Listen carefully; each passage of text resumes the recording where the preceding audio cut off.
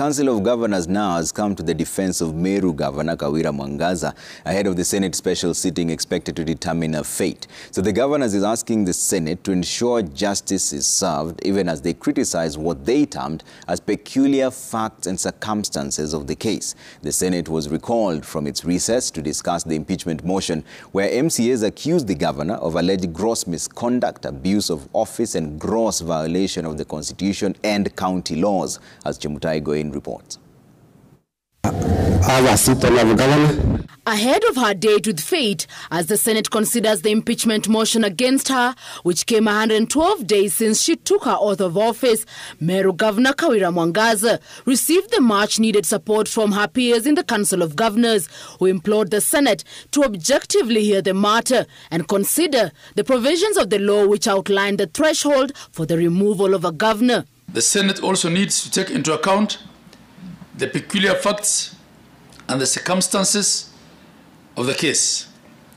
The governor has been in office for a period of 4 months only, and to date, she has not yet been fully able to set up her government.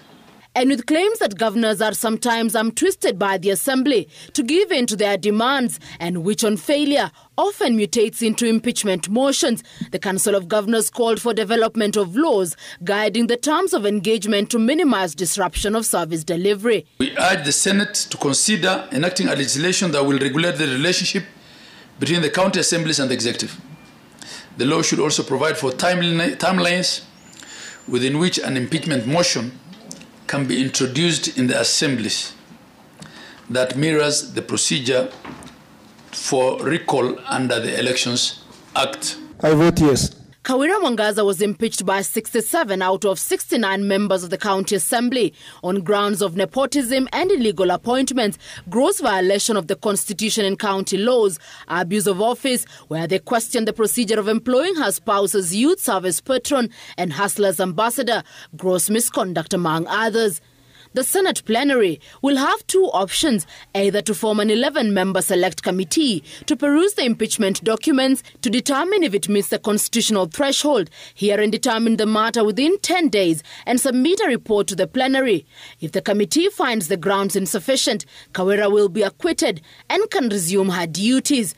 If the House opts to hear the matter in the plenary, the Assembly will argue its case. Then the governor will have the opportunity to respond to the accusations before senators vote to determine her fate. Its decision, as per law, must be communicated to the County Assembly.